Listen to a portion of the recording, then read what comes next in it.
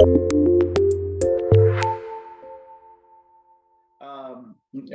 sure some more people will come in as we go here too, but want to welcome everybody to the January edition of our Zones 25B and 29 Public Image webinar series, which are obviously a good way for us to connect on an ongoing basis. My name is Kyle Haugen. I'm the Rotary Public Image Coordinator for the two zones and have several members of our team online today too, which I'm going to share a screen that shows the full team. These are all the people that are on the team. Patrick, Sean, Scott, and Amber are here so far. I think I haven't missed anybody. You know, we're excited about these webinars as a team, as they're a way to have regular contact with all of you and to deliver information that's topical and useful. And it allows us to go deeper than if we were trying to do an information dump at a training. So this way more people can participate as well. And we're here as a team to make connections with you, to help support you and your districts and your clubs, to help us tell the Rotary story as much as possible. And you know, we're spread throughout the zone, and certainly have a lot of different experiences and talents. But one thing is for sure, everybody's got some passion and energy towards Rotary. So that's kind of the good thing overall with our team. So these webinars each month, they'll do a couple of different things. Number one, we'll share an example of how public image works together with membership or the foundation to increase our success in all areas. Or maybe it's to showcase a best practice that one of our districts or clubs is using. And you know, usually we'll have a deep dive into a particular topic as well. Here's our upcoming meetings, which I think this is accurate. We'll joke more about that later, but in February, we'll have John Crudelli with us from up here in Minnesota, talking about hybrid meetings and the best way to utilize hybrid meetings, and just how to make them so they're not just a necessary evil, but they bring value to your members and attract new members as a result of that as well. And then I think in March, depending on how much we cover today in our deep dive, we're going to talk about how to effectively promote an event, both before, during, and after the event. So that's kind of what we have coming up. We have some good stuff planned for April, May, and June as well, just not finalized, so I didn't put it on the slide. A couple of announcements before we go too far. So we're January, we're just past halfway through the Rotary year, which means that if you're a district public image chair or a district governor type person, you have about 6 months left to complete the activities in the public image citation for our zones. District public image chairs, you'll be receiving an email in the next week or two with a few more details and encouragement to remember what needs to be done there. Also, if you're curious about what I was just talking about, the public image citation, anybody can look at it. It's in our public image resource library on the zone website. So if you go to zones, www.zones25b-29.org, and click on the public image page, there's plenty of resource material there, because we want to make that a one-stop shop for you to be able to go find anything you need to. And you know, going back to that team that we have, we're here to help in whatever way we can. So please, as much as we try to reach out as we can, reach out to us too. If you need us to assist with anything, idea generation, team meetings, training sessions, that's what our job is. So please utilize us how you see fit. And certainly, as everybody I think knows, we're in the middle of the planning season for district conferences and PETS training. So if you'd like any of our zone public image team members to assist in any way, let me know, let the team know. We're happy to help. From a calendar perspective, February, I think everybody's aware, that's Rotary's birthday month. So it's a great time to showcase your club or district in public. It's a way to tell your stories. Make sure people are understanding what you as a club, what you as a district have accomplished, the impact you're making. Frankly, it's like a birthday present to the world from Rotary for our birthday, as we do all this good stuff we do. And so make sure it's a great opportunity to say, hey, Rotary's turning 117 years old. This is what we're doing for the world around us. I will put the links to the webinars in a minute here, but now we got the announcements out of the way. I want to go into our first segment. And before we get started on that, I want to mention one thing at the end, as we've had in other meetings as well. We will have time for some Q&A at the end. So if you have some questions along the way for any of our presenters, shoot a message to me in the chat. I'll make sure to keep track of them and then coordinate that question and answer segment at the end. Also, we are recording this session, so not only will we have the full webinar available in our resource library, but we'll break out each segment on their own as well. So if you just want to hear what Alex has to say, you'll be able to do that as well. So that's a good thing. With that, I'd like to move on to our first segment today, which is a great example of how focusing on public image within a club can help increase the club's membership, service output, and Rotary Foundation participation. I've spent some time chatting with our guest ahead of this, and I'm really excited to have him here to share his club's success story. In fact, I'm worried that we only have 15 or 18 minutes for this, because when we talked, we figured it was going to be a 20 or 30-minute conversation. And it was an hour and a half very quickly. So, I'd like to welcome the president of the Plano West Rotary Club in Plano, Texas, Alex Johnson. He's been a Rotarian for 19 years, the first 15 in the Plano Rotary Club, before he decided to move from that, which was the largest club in Plano, to the smallest, the Plano West Club, and has been an important part of the transformation of that club. Alex, thanks for being here with us today. Hey, thank you, Kyle. It's an honor to be here. It was kind of funny when you said, oh, we had an hour and a half conversation. There's a few people here that I know well, and I saw the smile on their face. Yeah. I'm passionate about Rotary, so it's easy to get me talking.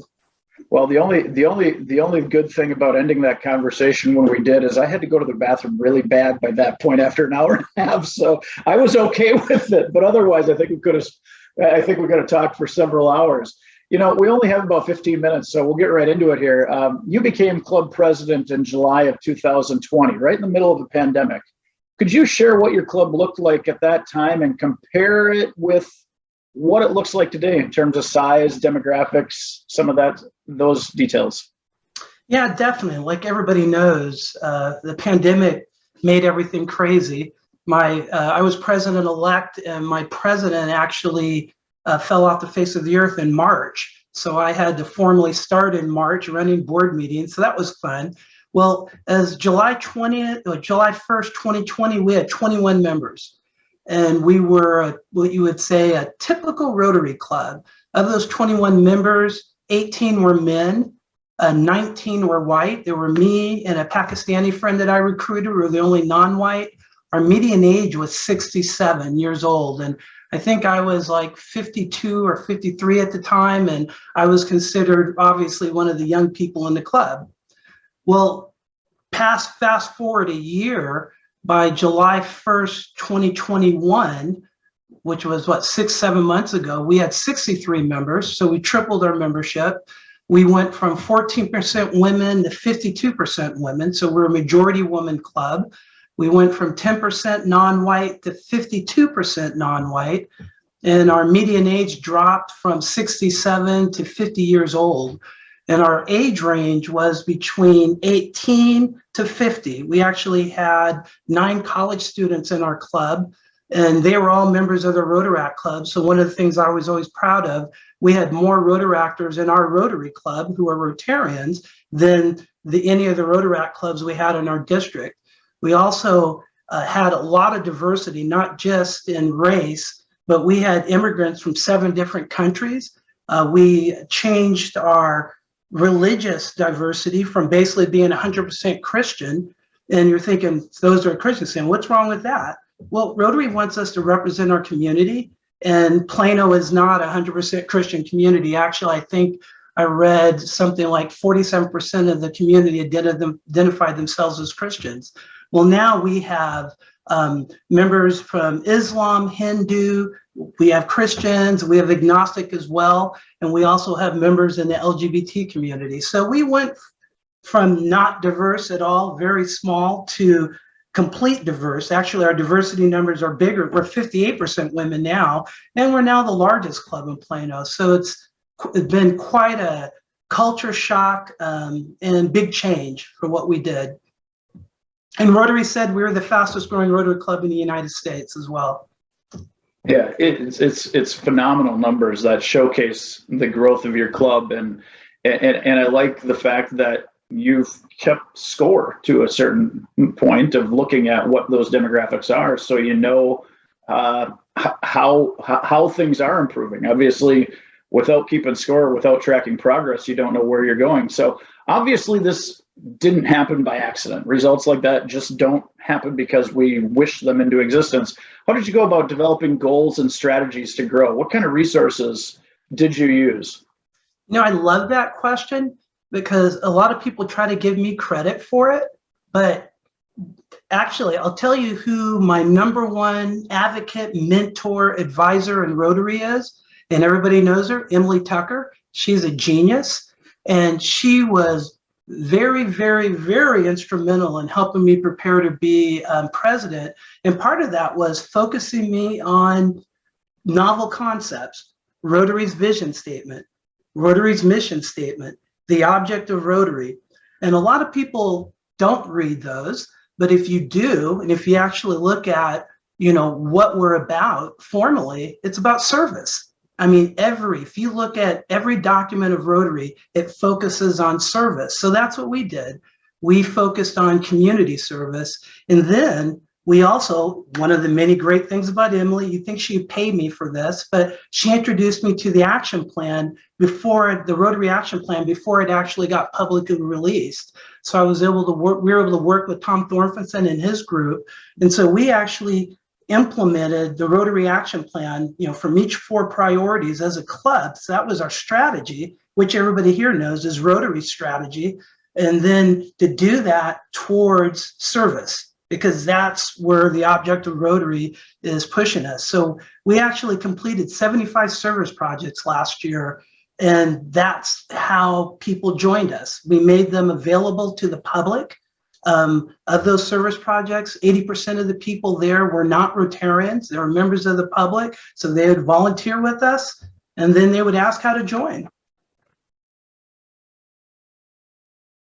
It's incredible, and going back to the whole service, which is so front and center in everything we do, and just getting people excited about being part of something. Everybody wants to make their community better, and locking into, hey, we're the people that do that in the community. So obviously making those changes, increasing service opportunities, everything like that are great, but public image has to be front and center, because if nobody knows that you're doing all these things, you don't have the ability to engage the community, attract people to the club to participate, and eventually become members. What were some of the things you did or have done along the way to promote the club and your activities within the community? Great question. I assume majority of people here have some experience in business. And something, we had John Huco speak to our club last year, and he made a statement that Rotary is a business. And if you just run the numbers, what we pay on dues, you know, it's about a $140 million business from his perspective. Well, Rotary clubs are as well. And we're a business. And what is our core product? It's service. And who's our target market? It's the community. So if you just look at any business and you have a product, how do you let your target market know about it? It's through marketing and public relations, which is public image. And so it's the vehicle that we accomplished everything. And and I know a lot of people here, anybody knows and loves Pam Blankensee. She handles our district as well. She's awesome.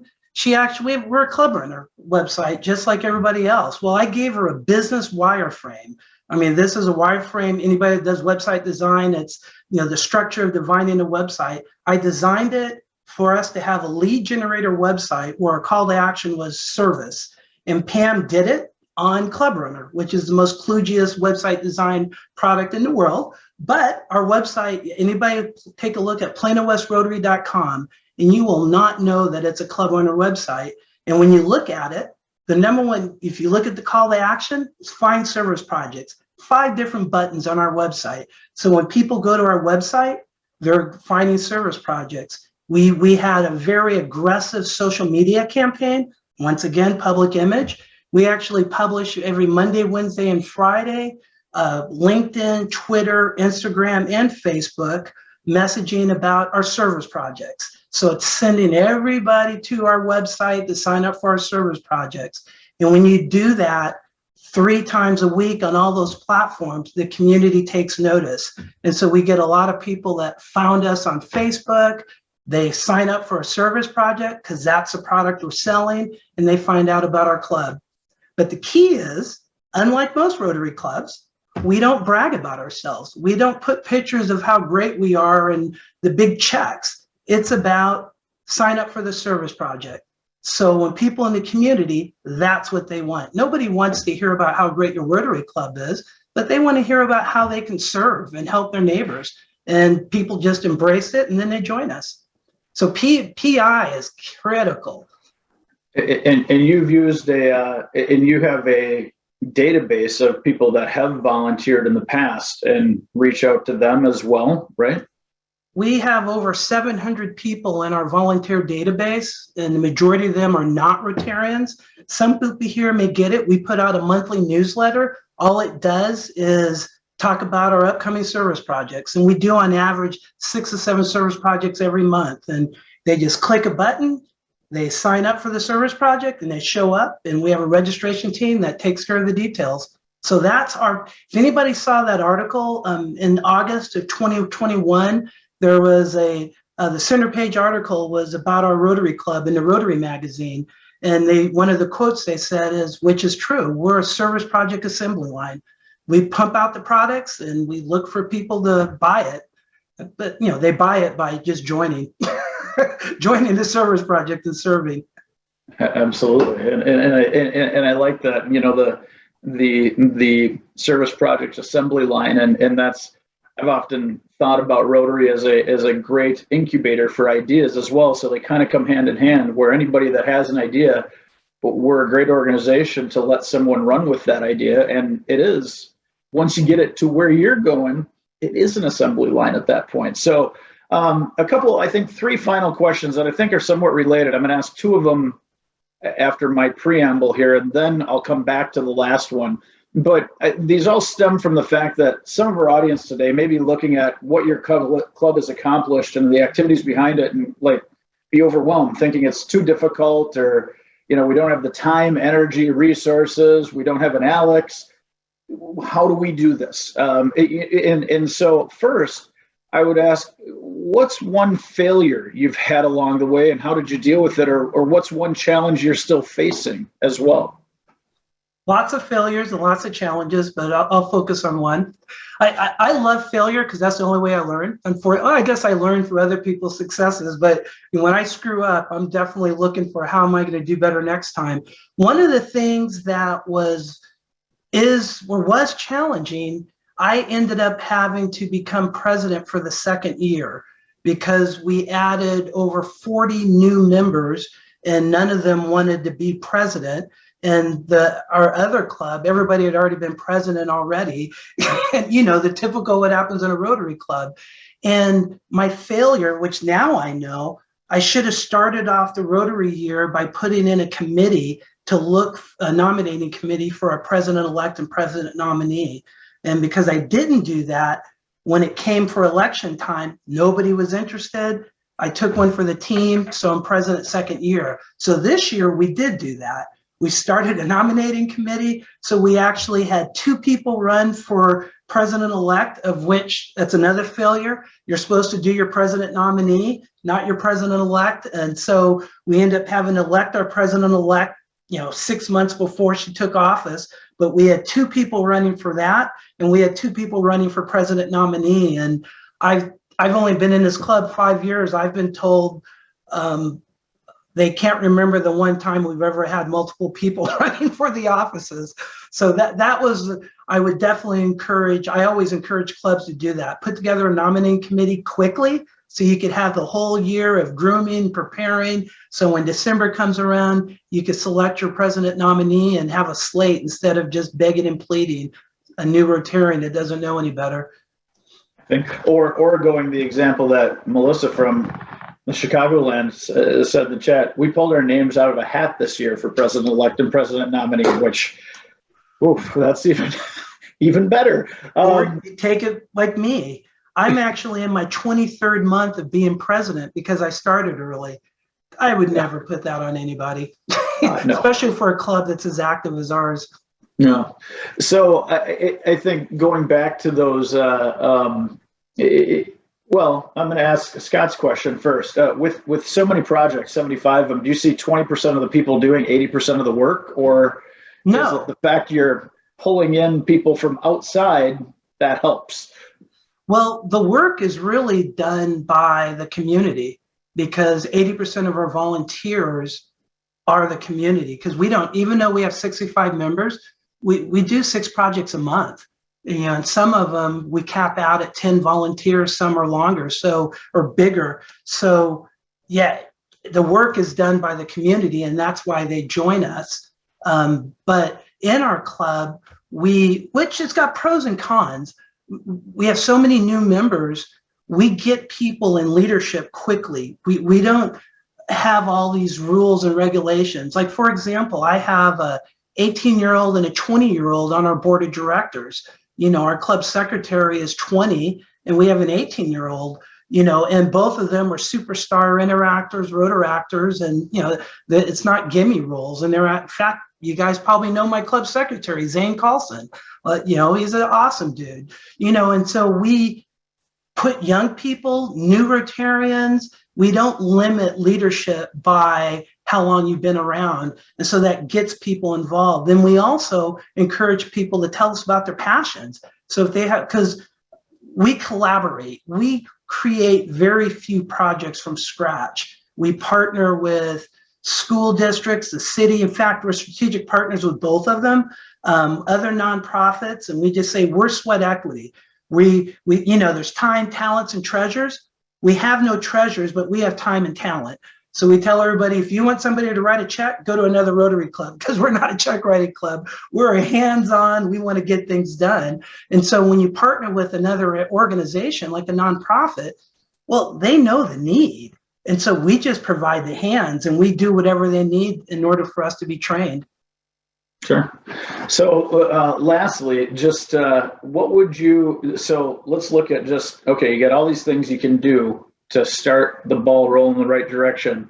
What would with 3 things, it becomes more manageable for people and they can build on those successes.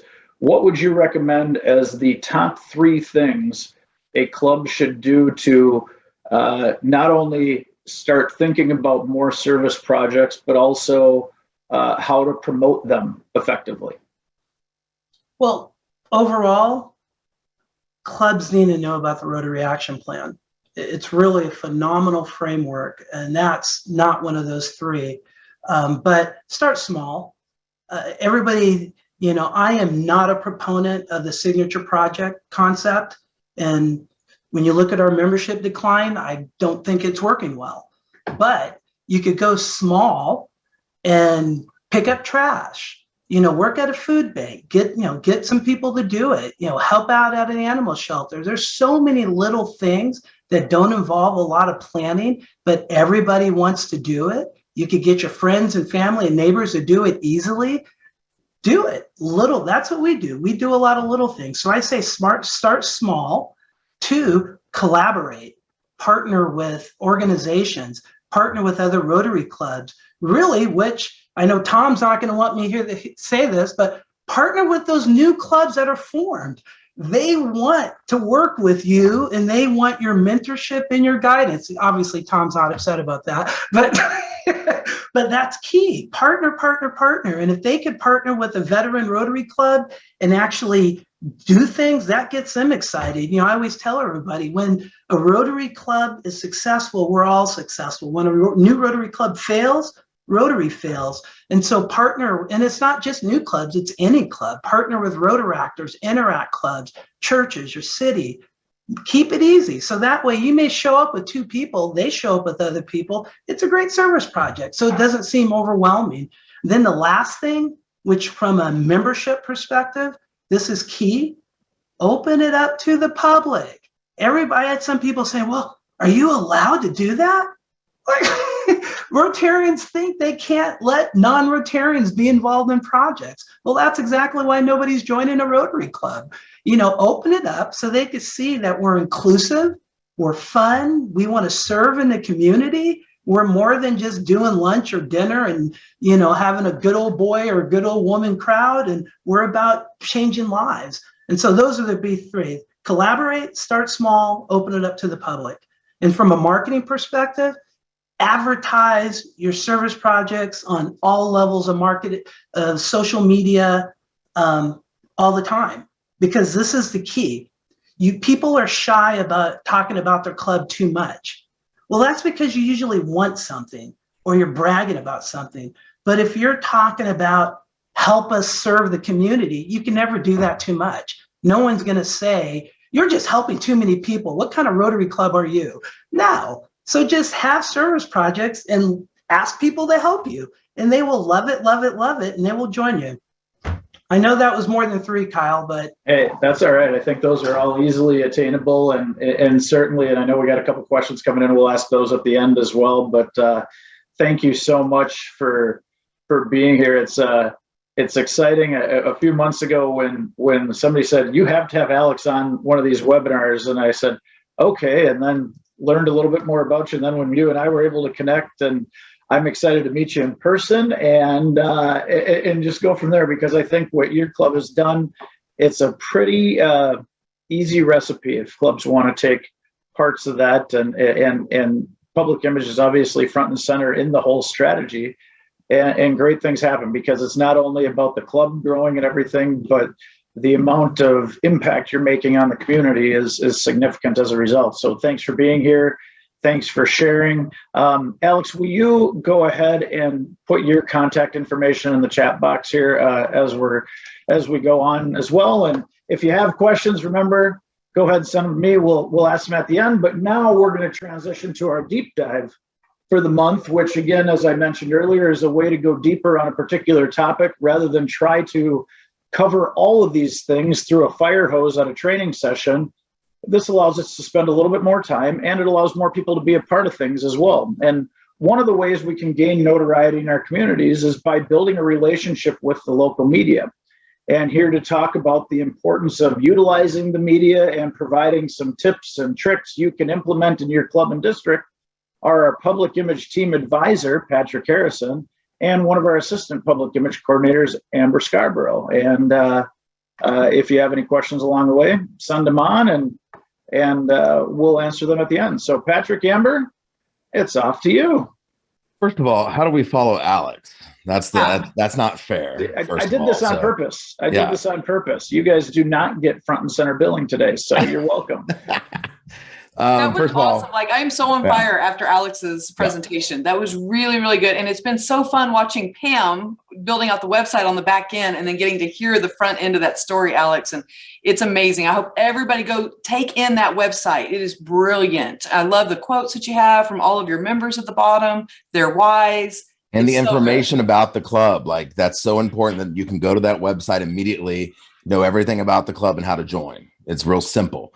Also, just a couple takeaways. I think it's important to reiterate. The service projects are relevant to the community. They're not the same service project that you've done for 30 years that might not be relevant. And it's not about the check writing photos. It's action, action, action, action. So thank you, Alex. And you're our brother. I love you. I can't wait to see you in Dallas, but I don't want to follow you next time. So we're going to have to figure One final plug. If you guys want a great club runner website, hire Pam. She is the master. Yeah, Pam is our sister, and we love her. And hi, Pam, if you watch this. Okay, so we're going to, first of all, how's everybody doing? Everybody good? Give us a thumbs up. It's good to see everybody. So today we're going to dive into media. And I know that's something that when Amber and I do this talk, everyone sort of looks at us like, oh no, media, I'm scared. There's no way they can communicate with us. We never get media. Well, today we're going to give you some tips and tricks that you can immediately take back to your club and implement. So you're going to implement we're going to get some great ideas from Alex. You're going to take that and you're going to come in and you're going to start working with the media.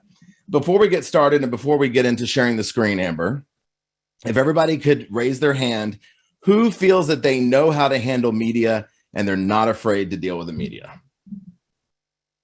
Okay, we got some hands. Good. Awesome. If you have any tips or tricks, please put them in the chat section as we go forward. Just so you know that this little talk we're going to give, Amber and I are going to give, we've been doing this for now 6 years all over the place, not only our district that we love, but all over the place.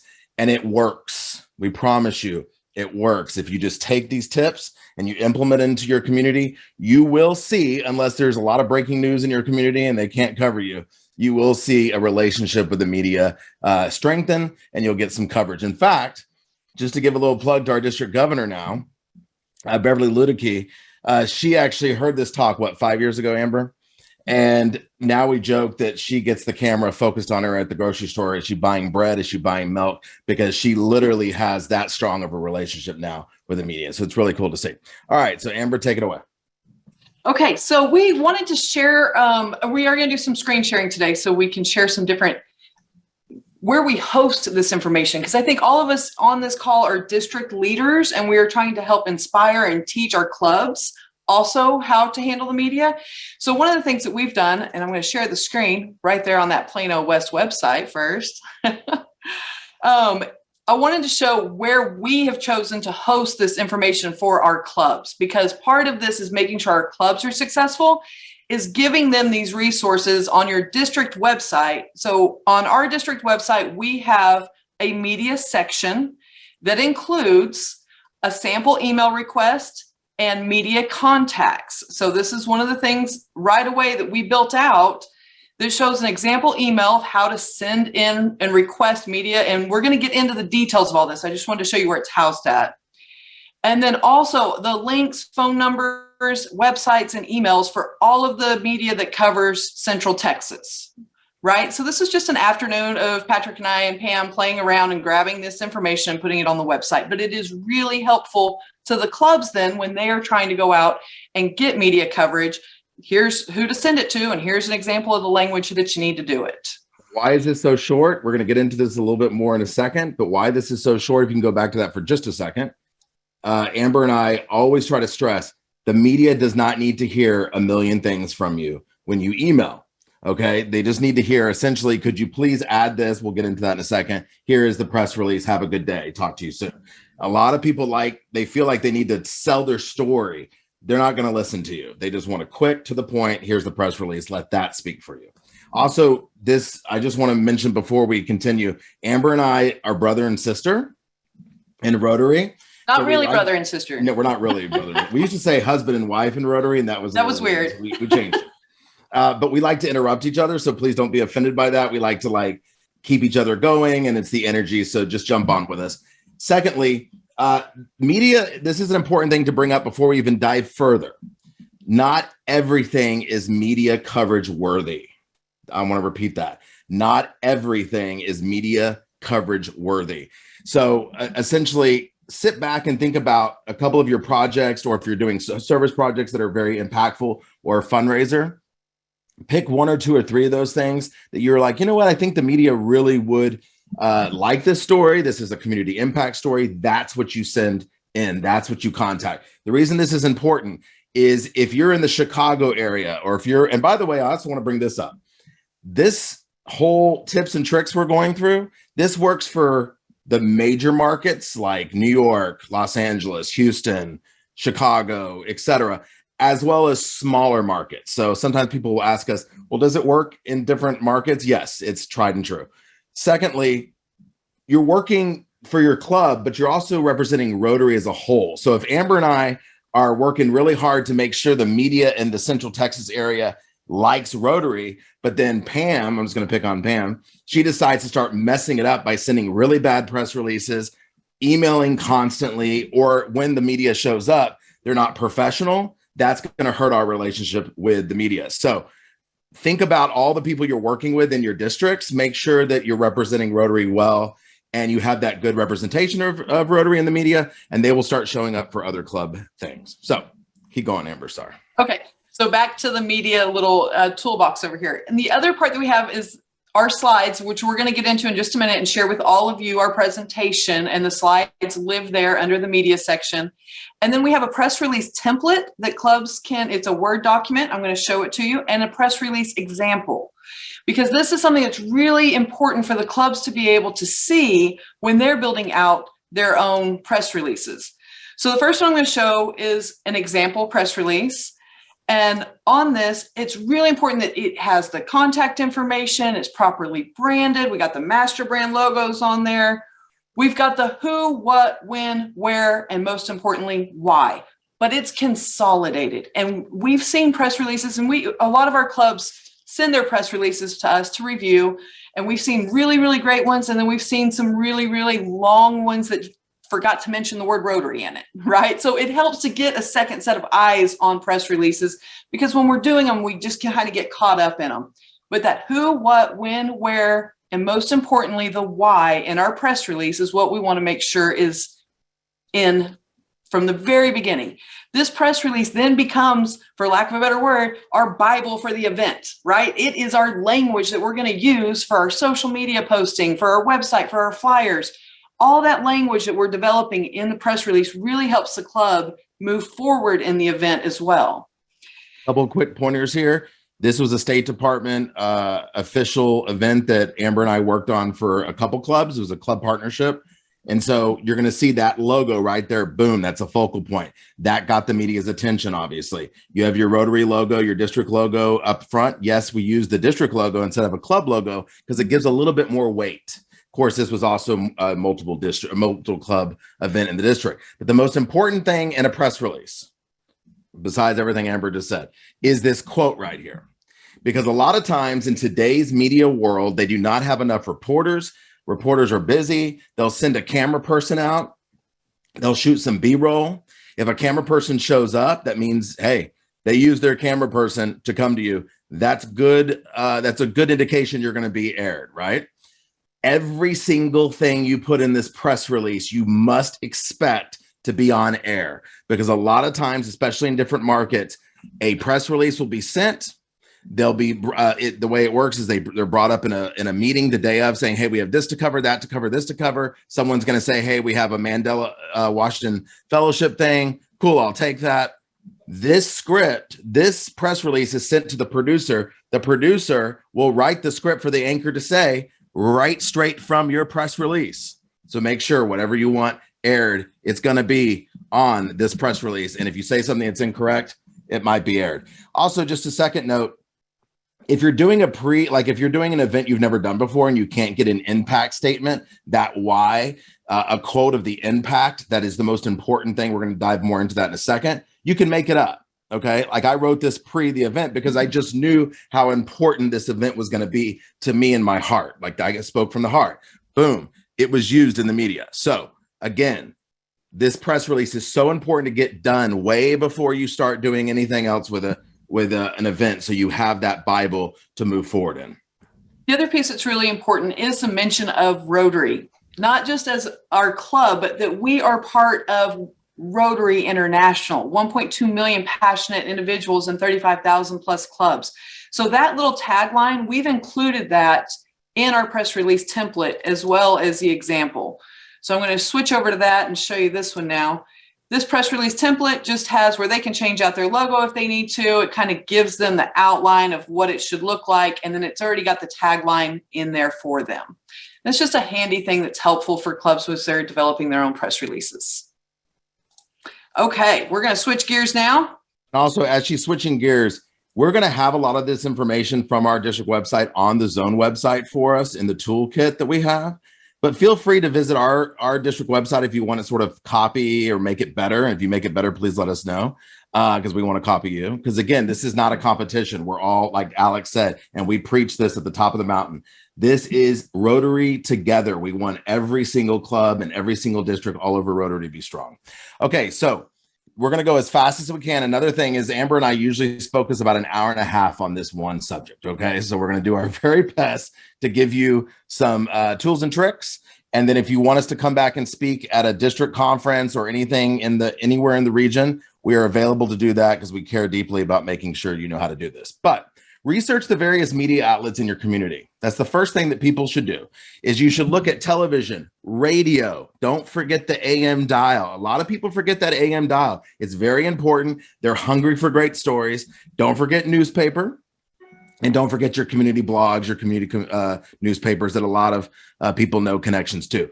For the rest of this conversation, though, we're just going to focus on television news, but the entire process works for all the other market or all the other avenues of media. Print can also, we're going to cover this. You can cover the after story. A lot of newspapers will write a story about an event after it happened. Create a relationship with them. Go onto the news station websites and see who the community reporters are. Maybe the really cool reporter that just moved into town. Invite them to be a speaker in your club. They will love it. Trust me. They love to eat a good meal. They love to be in the spotlight. All my media friends know this.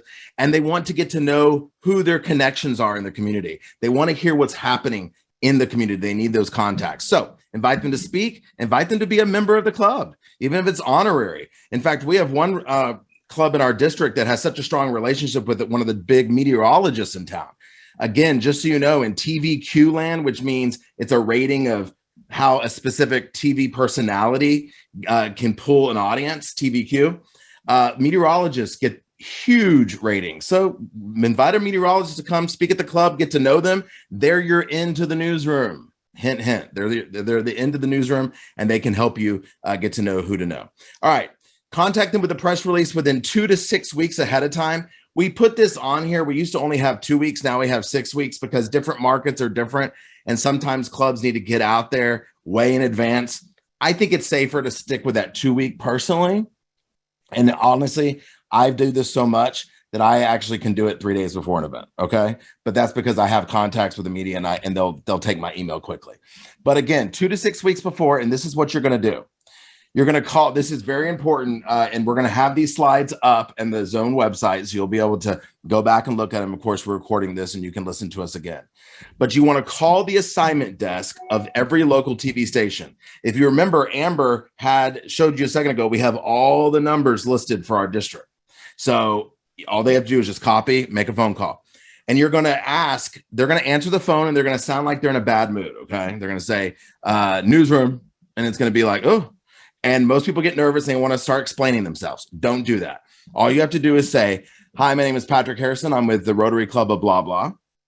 And we are hosting at a Mandela, I'm just going to pick a homeless shelter event where we're giving blankets and free food and entertainment for all the wonderful people in our community that have housing that are homeless. We are having it on this day. And I would like to send my press release to your email to be added to the calendar on August 6th. That's all you have to say. They'll say, perfect, love it. Send it to this email. You say, thank you so much. I'm going to follow back with you to make sure you got my press release. Have a good day. You do that with every single person. Boom, boom, boom, boom, boom. Then you're going to send that email. We showed you the sample template. Very simple, to the point. Hey, great talking to you. Please add us on the calendar for da-da-da-da-da.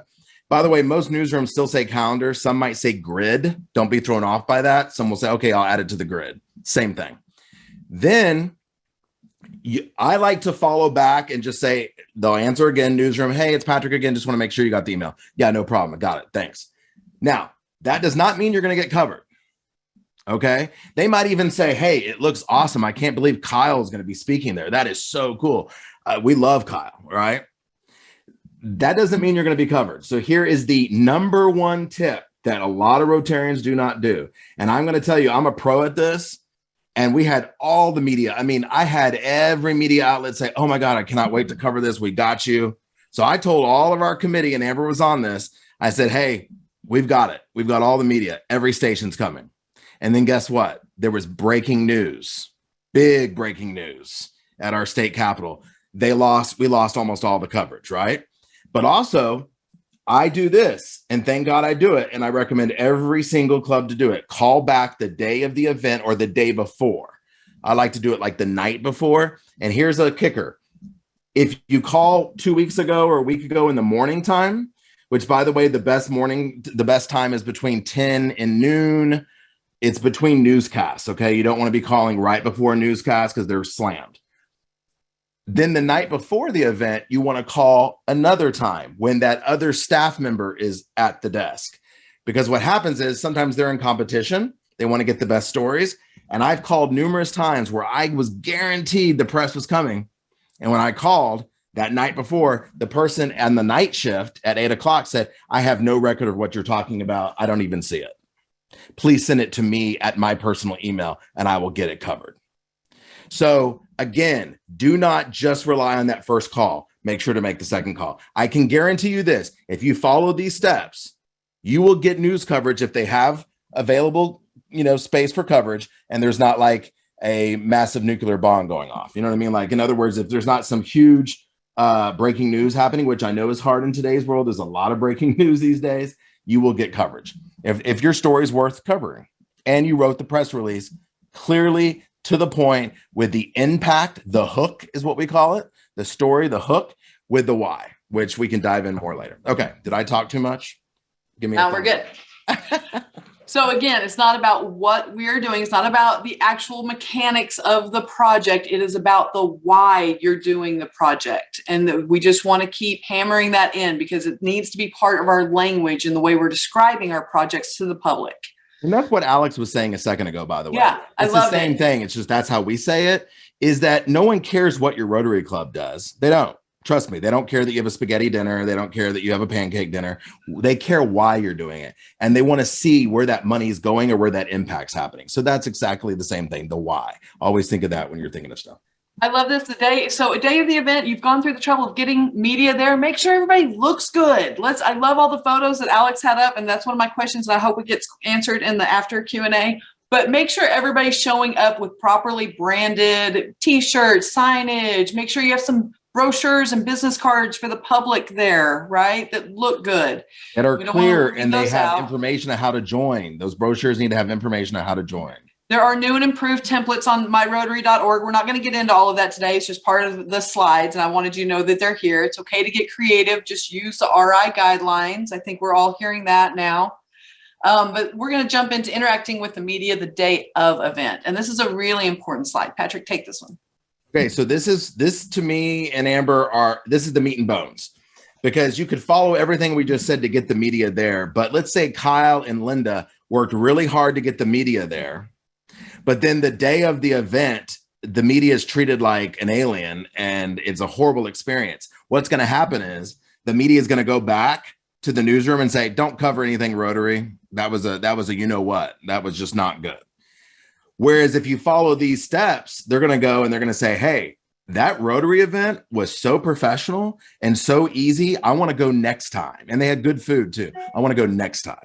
And you'll start having appointment reporters. In fact, we have a couple here that will literally cover, if they have the time, anytime we say Rotary. So here's what you do.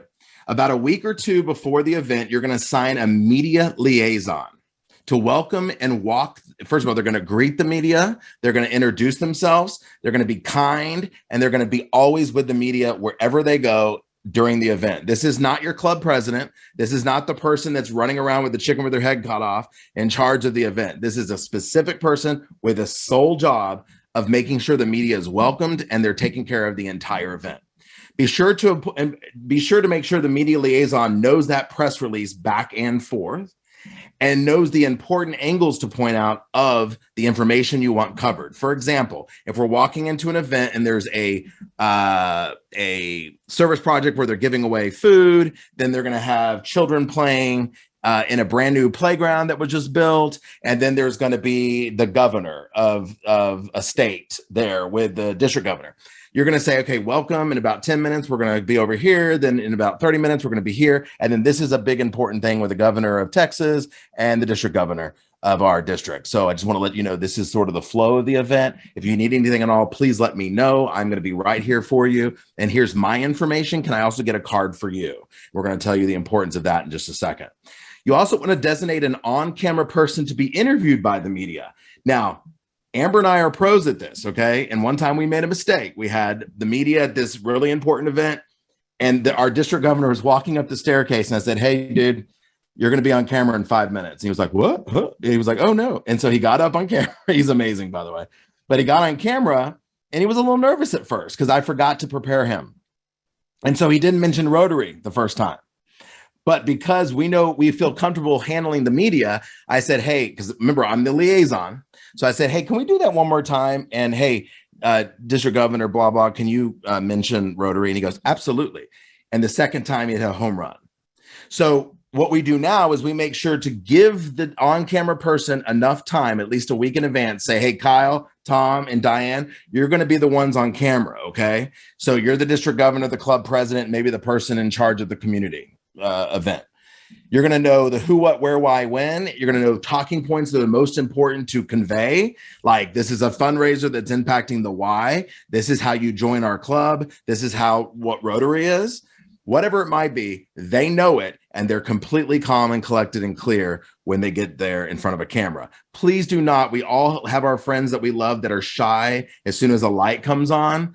That is not your on-camera person, okay? The on-camera person needs to be a person like me that can talk by himself in a room to a wall and feel comfortable, okay? So you want someone that knows how to interact in front of a camera. And please make sure to represent Rotary and your specific club. And be clear that you would love for them to come visit and get involved in making the world a better place. Does that make sense? Thumbs up. Cool. All right, we're getting into the follow-up. So we've done beforehand. We've fostered that relationship. We've gotten through the day of. We had our media liaison. We got some good coverage. We don't just stop there. Then we need to follow up. So after the project, it's really important. You've gotten that card. Your media liaison got a card from the camera person, give them their card, and asked, I'm going to follow up with you to get a online link or a digital copy of this coverage. It's really important. We want to be able to share that ourselves on our own social media pages. So getting that link from them after is going to be really important for these next few steps. After that, who knows Rotary Showcase? Raise your hands. It's getting better. It's getting better. It's like, I think that was almost 60%. And that makes me really happy. So I'm going to skip on down here to Rotary Showcase for anybody that didn't get to raise their hand, but Rotary Showcase is on RI's website with really great search engine optimization. They have given us a home to upload and archive our projects. And this is a great thing to do afterwards. Go add your project.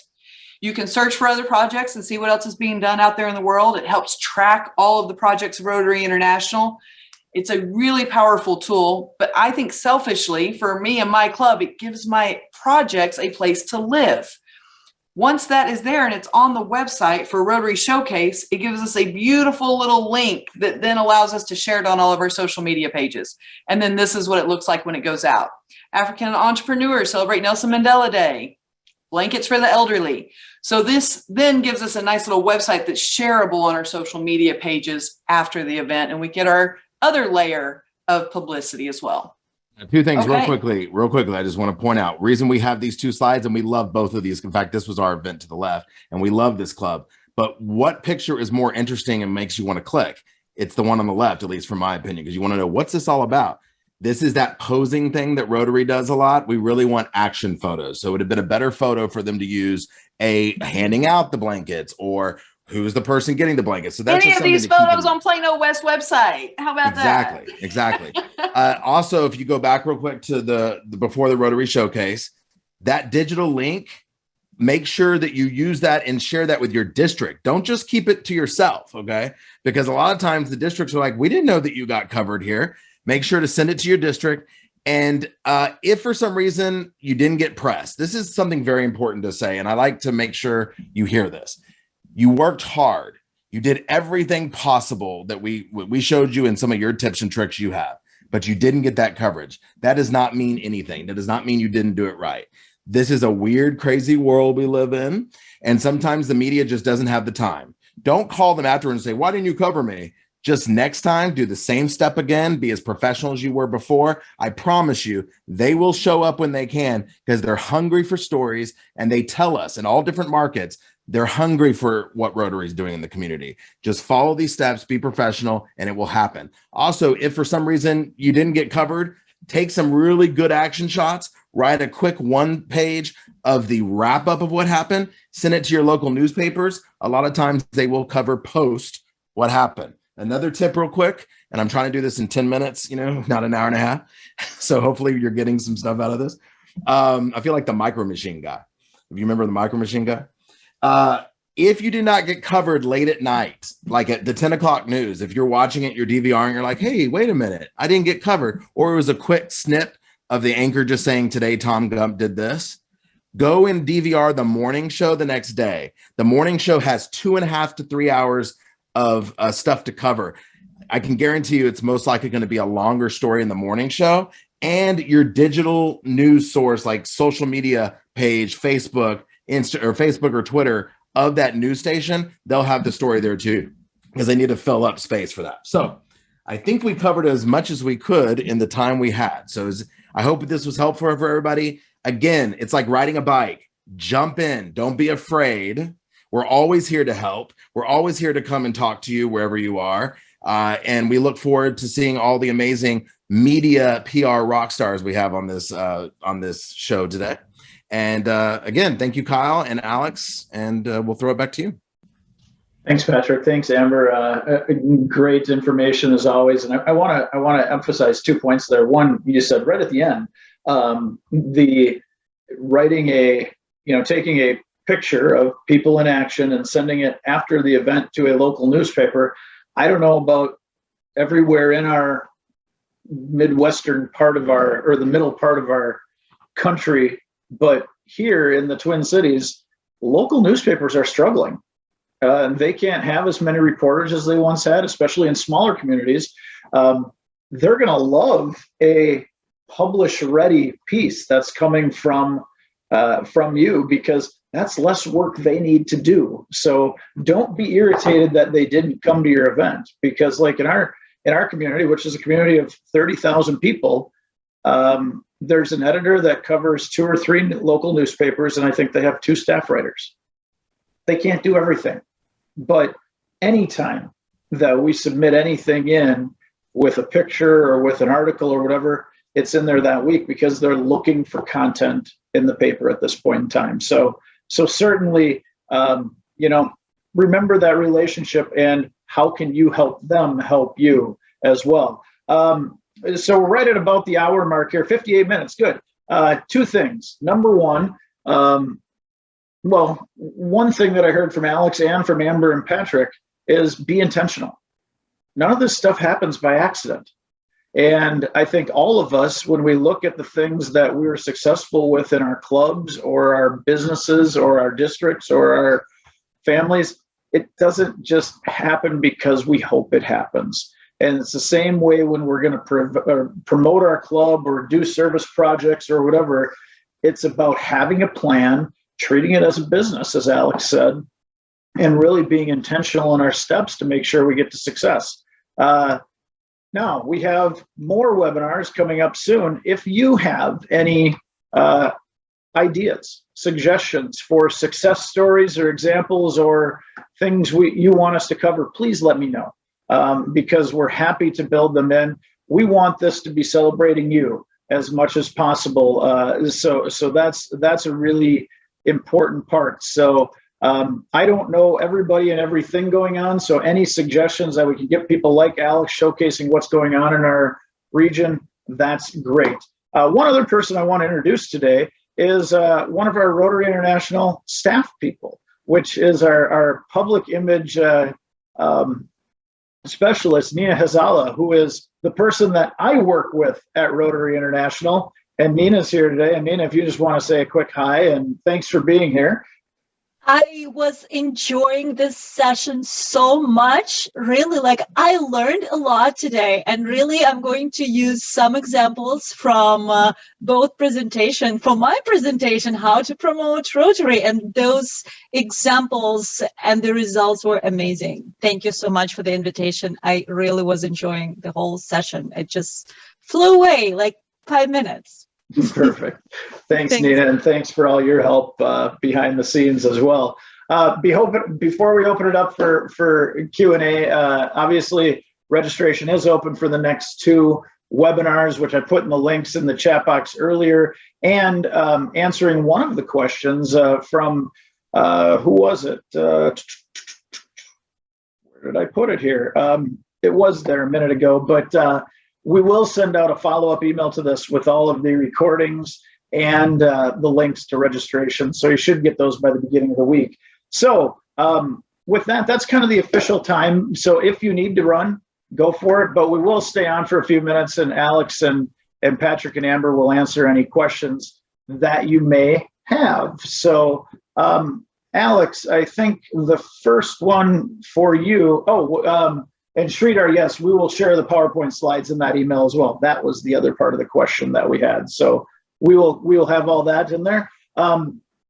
Alex, I know you answered in the chat, but I thought this was worthwhile. Were you able to, how did your more veteran members of your club, as you had this whole influx of new activity and new members and everything, how did they take it? You know, change is difficult sometimes. How did they take it when everything started changing for the better in your club? Are you saying Rotarians are adverse to change? I am. My 19 years, I've never experienced that. No.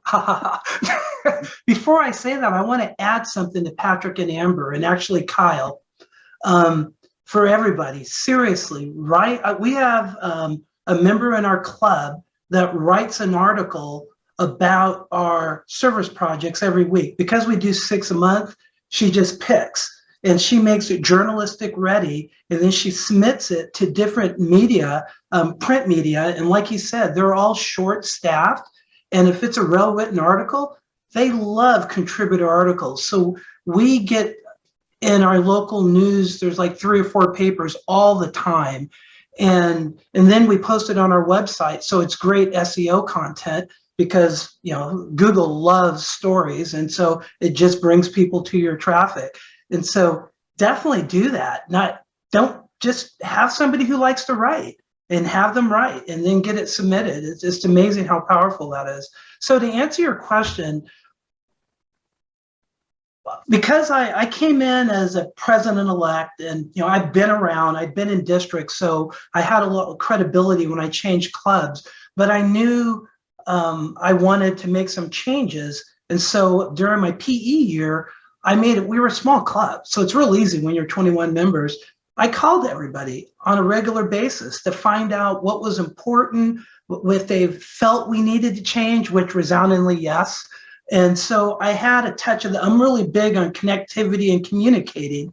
And so as I got their needs, their wishes, basically it's like, you need to turn the club around. You know, we all know how that goes. There's a lot of changes needed, and we're looking for you to do it. Well, then the second part of the year was, okay, these are some ideas I have. What do you think about it? So I got their buy-in, and as we all know, they love your ideas as long as they don't have to do anything. So I just said, hey, so if we get some people to help do it, you know, would you be supportive of it? Oh yeah, of course, we need to have more energy. So then when we started doing it, our veteran members, keep in mind, median age of 67. So if the median age is 67, half is over 67, the other half is under. And at 52, I was one of the youngest in the club. So they didn't necessarily want to do a lot of hands-on. And so our original projects were more community-based, but they bought into the concept. Well, then when they saw that they were running without their involvement and all they had to do is show up, well, then they would show up. And so it was not that difficult, you know, and what makes that significant is what I find, and everybody here has, you know, done a lot of pet stuff. Presidents usually think, well, I'll delegate it or I'll assign it to somebody, and then they walk away and they expect it to happen. And if you're that delegation president, you're probably not going to have a successful year, because I find people like you to lead by example. And I was up in there in the middle of it, and they would get in it. And so that's how I got their buy-in. I talked ahead of time. I kind of pre-sold what I was going to do. And then when we did it, I didn't ask them to do all the work. But when they saw our club was doing all this stuff, they wanted to be part of it. It's a long answer, but does that help? Yeah, I think the buy-in part is key, and the practicing what you're preaching in a certain sense there is a good thing as well. Bob Taylor, one of our public or Polio Plus coordinators, has a question I think for you too, Alex. Bob, go ahead. You're still muted, Bob. Can you hear me? Now we can. Yep. Okay, good. Hey, Alex, very good presentation. I moved from a little town right next to you guys, McKinney, Texas, and moved up here to Nebraska, where not only our town, but our entire county doesn't have one stoplight, and it's heaven. I want to just give you an opportunity to talk about two things. First of all, how you handled Rotary's #1 project, which is End Polio Now, amongst all of the other great things that you were doing there. And also, how did you handle, McKinney was when I left, it was the fastest growing town in America for 2 years in a row.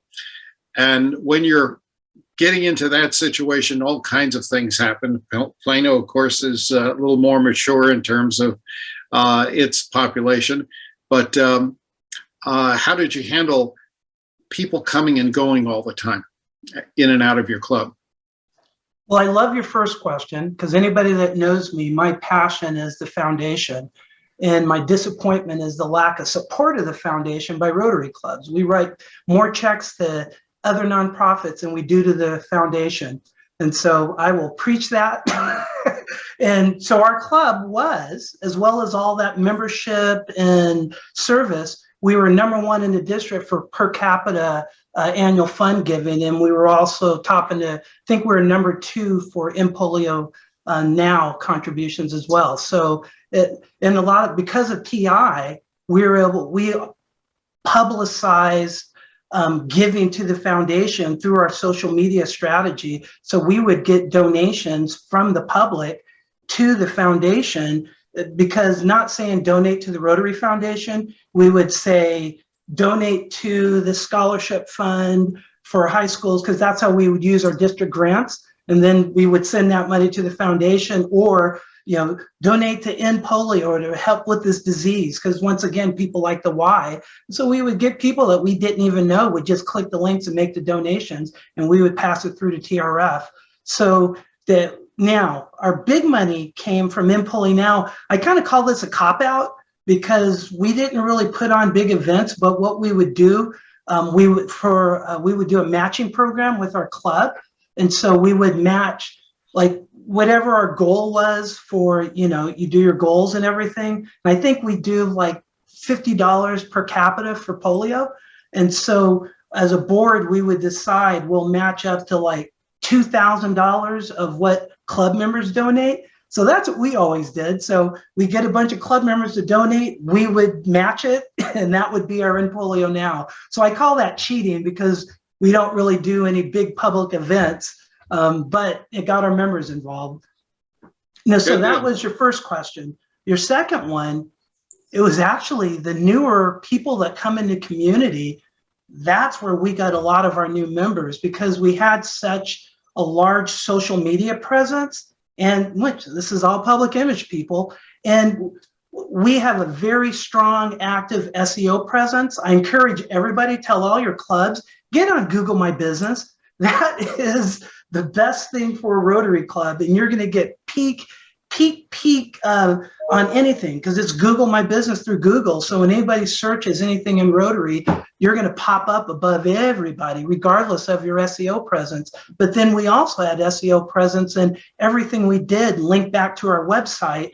And SEO, search engine optimization, the more links you have going to your website, Google likes that. So if you have it coming from, Twitter, Instagram, Facebook, LinkedIn, and all of that, Google's like, wow, you've got great demand authority. So our Rotary Club just blows everybody away in terms of Google rankings, as well as hits. I can't remember the number, but it's at least like 300-400 hits a month, which for a Rotary Club is a lot.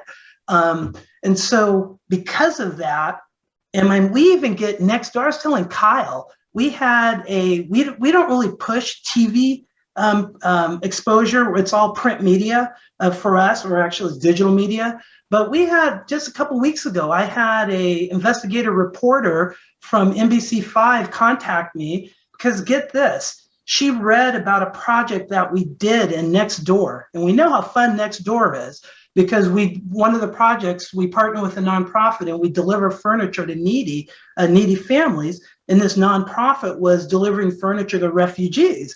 So the reporter wanted to talk to the refugee families, and all she heard is, oh yeah, Plano West Rotary is always doing this stuff. Once again, it's just, and we don't publicize what we do, what we did. We publicize we need help doing it. And then that's when people talk about it. So because of that, a lot of new citizens see us when they say, like, part of our search engine, our keywords, our volunteering, service, that's who we're trying to attract. So when they Google, how can I serve in Plano? They find us, or even around us, and then they call. And so we actually do very well with new residents, because they're new to the community and they want to volunteer, and they really didn't know that Rotary was open. We get a lot of immigrants, because in a lot of countries, Rotary is really exclusive and the average person can't join it. So when they find out that we're a club that welcomes anybody, they're like, wow, we always wanted to be a part of Rotary. We didn't think we could. Does that answer your question, Bob? Right on, brother. Amen. I want to take sense. back real quick on those links that we talked about from the news agencies. Those news stations have massive, in a lack of another word, respect from the SEO, because it's a legit source. So if you use those reciprocal links that go to your Facebook and your website from ABC News, that is going to bump you up as well. And Rotary Showcase, rotary.org, is a boom boom website. Okay, so it's a legit source. So that's just simple sort of poor man's SEO tips. Another pitch, we upload all of our projects to Rotary Showcase. So if you go to Rotary Showcase, Plano West Rotary, you'll see, I think we had 75 from last year, and I think we have 41 uploaded this year. We haven't done the January batch yet. So like you said, great SEO as well, because it's all linking back to your club. And what's also important, and then I'll shut up, is that I like to run around the world with Amber and say that we're the #1 service organization on the planet, because we are. And we've only had a few people push us back for a second. And then we open up Rotary Showcase and say, well, show me another organization that can get this done. All these quantifiable results, the data. And this is only, like, at one point we were told maybe 25% of Rotary clubs around the world. So if we had every Rotary club putting all their important stuff into Rotary Showcase and quantifying that, can you imagine the impact we would have in Rotary around the world? And also in Rotary Club Central, you're required to use that for president-elect, president citation. Take those numbers, take that quantifiable impact, put it right on your Facebook, on your website, and people will know, hey, that's important. I don't know why my phone's ringing. That's answering the question of what you do in the community right there with quantifiable results. So Absolutely. Are we still using the $2.4 billion size of Rotary, given the study on all our service time? that I don't know. I haven't heard a new number come out. Yeah, we'll have to get the Yeah, answer. we'll look on that one. Kevin, you had your hand up.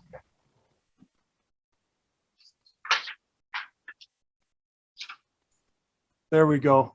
Thank you, Kyle. I just have to ask a quick question, if this ever occurred to anyone else. Does Patrick Harrison ever sleep? I'm up at like 4 a.m. Something's coming out. He never sleeps. I don't know what you do, man. I want your diet or whatever it is. Anyway, thank you. This program is extraordinary. I just wish some of my other team members were here. I see a few people here, and I'm glad they're here. But particularly our district membership chair. And Alex, I got to tell you, you're singing my song. I have been out on my club visits talking about service as a primary avenue to membership development. And I'm talking about, we talk about getting members inside the club all the time and then engaging them. And, Shekar spoke to us about service changing your heart, right? Why don't we flip that switch before they get in the room? That's my answer. And I tell you what, man, I really appreciate everything you've done there. 2 questions. I think I missed some numbers. What was the membership in the club when you joined, and what is it now? And how long have you been there? I've been in Rotary 19. I've been in this club like 4. My first day of presidency was 21. So July 1st, 2020, we were 21 members. And then July 1st, 2021, we were 63 members. Okay, fantastic. Thank you. What I'd like to do, though, is I put in the chat box. I was going to send you an email as well. I would love to have you come, and we're actually launching. We have a new membership chair. We're launching a town hall series, and I'd love to have you come tell some of your story, because I'm pretty sure what you're doing won't work here. I've talked to a lot of people, and they're telling me it just won't work. You know what I mean? I love it, man. I love the story. Appreciate you, and thank you all for putting this together. It's been a phenomenal program. So I will be reaching out to you, Alex, and I appreciate if you could help us out. Thanks, Thank you. See you, Kevin.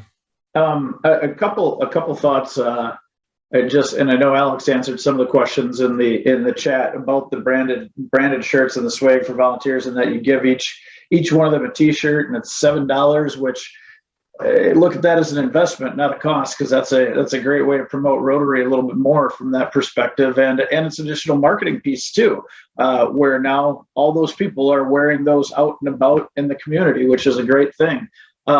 Also, Kimberly, show on the screen real quick, Kyle. Go ahead. Yeah. I mean, these are our shirts that we give, and as you can see, people are very proud about wearing them, and we give them. Now, we are very strict. It's 1 per. So if somebody doesn't bring your shirt, they don't get another one, because we are a poor nonprofit. They are $7 a pop, but everybody loves them. So and as you know, they're 100% Rotary properly branded. Yeah. But that's probably one of our best PI vehicles, because people just love their Rotary shirts. It's huge. Can I just add one thing also that I think is important? Sure. Since we're recording this and someone might watch this? Everything Alex is talking about, everything Amber and I talked about, everything everybody else talked about today, it does not matter if when a new prospective member comes into your club, like Kevin was saying as well, and they are bored out of their mind because the club has not changed or evolved or transformed since 1986. So please make sure your house is strong before you invite everybody in. And so just making sure it's welcoming, it's innovative, there's really dynamic speakers, and that stuff we'll continue to talk about in other series. But I think it's important to bring up today. We can do all the media and all the outreach and all the amazing service projects, but if what you're promising is not what you're selling, it does not matter. So. Right. The last one I want to touch on just a little bit is Kimberly's question about the Rotary dues being an obstacle for new members, and the question was specifically for Alex and what their dues were. And Alex, I think you said $200 for a normal member, and a reduced rate for a younger person, $100 a year. Actually, just for college students, not. Oh, just for college. Okay. Okay. Because, they're in college, but if someone's graduated college and they get a job, they can afford $200 a year.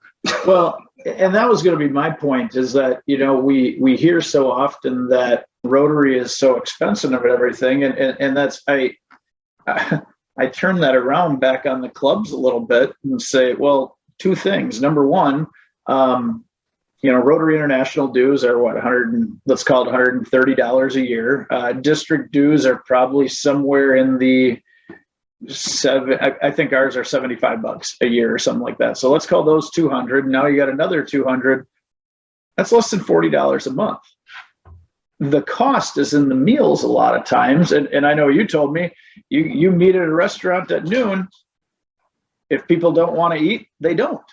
It's more flexible that way. And I think we need to encourage our clubs to be thinking more about that. And the other part is, and I'm in sales. I don't talk on here's what the annual premium is going to be. Here's what the monthly premium is, because $100 a month sounds a lot less than $1,200 a year. How do we present that to our clubs? Do we give an automatic, monthly check-matic, just take it out of my account rather than have it in one fell swoop? Make it easy for people to pay their dues and pay them in smaller quantities, and they won't think it's so expensive. But if you're sending them a bill for $1,500 once a year, then that gives them the opportunity. Number one, they got to do something about it. They got to write a check back. But number two, that gives them the opportunity to think about, is this worth it in their heads? So, and then it's up to us to, like Alex and like a lot of the clubs on here, because I know a lot of you, it's providing that value to the members at that point that they can answer, yeah, it is worth it. But making sure there are those quarterly payment or monthly payment options, communicating it as monthly or quarterly because it seems like a smaller number, and you think about creative ways to make sure it's not pricing people out, because that's a significant piece of, you know, if you're charging $25 for lunch, whether they're there or not, that's a big cost. So Kyle, if I could piggyback on that. Go ahead, and then and then we'll finish it up after that. If you look at our website, it says your membership dues are less than $17 a month. So that's exactly what Kyle is saying. And we invoice quarterly. So members get $50 a quarter, and meals aren't included. If you want to do meals, it's either a la carte, or when things are more stabilized, we have a separate meal plan. So our bylaws don't require the meal aspect. I haven't eaten meals at a Rotary club in probably 11 years, but I'm an active Rotarian because I don't join Rotary for lunch. I join for service. Right. Well, this has been great. Alex, thank you. Patrick, thank you. I know Amber just had to sneak out a minute ago, but I'm sure she'll watch the tape a couple times. So Amber, thank you as well. And thank you for all of you that were able to be here today. And again, I do want to stress, if you have any other examples or thoughts about what we should cover over the next 2.5 years as we do these, please let me know, because the more that we're covering what you want us to, the better it'll be. So with that, if any of you are going to be at Lone Star Pets or Midwest Pets, we'll see you there, and hopefully we'll see you next month for our webinar then too.